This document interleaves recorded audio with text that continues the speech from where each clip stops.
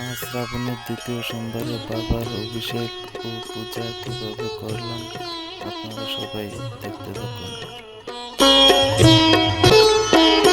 ওম নমঃ শিবায়, ওম নমঃ শিবায়, হর হর ভোলে নমঃ শিবায়। নমঃ শিবায়, ওম নমঃ শিবায়, হর হর ভোলে নমঃ শিবায়। ওম নমঃ শিবায়, ওম নমঃ শিবায়, হর হর ভোলে নমঃ শিবায়। নমঃ শিবায়, ওম নমঃ শিবায়, হর হর ভোলে নমঃ শিবায়। रामेश्वराय शिव रामेश्वराय, हर हर भोले नमः शिवाय। रामेश्वराय शिव रामेश्वराय, हर हर भोले नमः शिवाय। रामेश्वराय शिव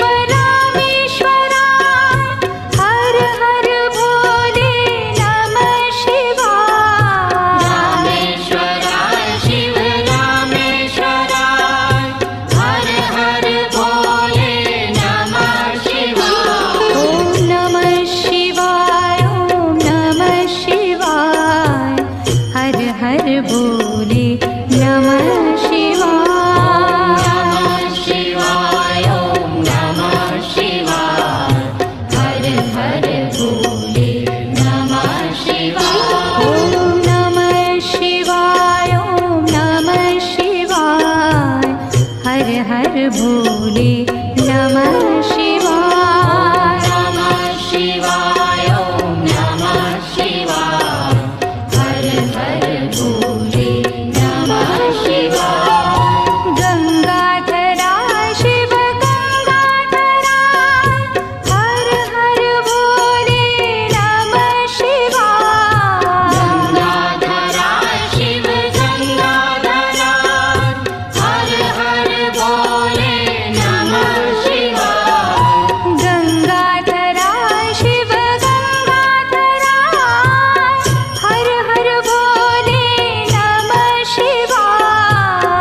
गंगाधराय शिव गंगाधराय, हर हर भोले नमः शिवाय। ओम नमः शिवाय, ओम नमः शिवाय, हर हर भोले नमः शिवाय। नमः शिवाय, ओम नमः शिवाय, हर हर भोले नमः शिवाय। ओम नमः शिवाय, ओम नमः शिवाय, हर हर भोले नमः शिवाय। नमः शिवाय, ओम नमः शिवाय, हर हर भोले नमः शिवाय। जटाधराय शिव जटाधराय, हर हर भोले नमः शिवाय।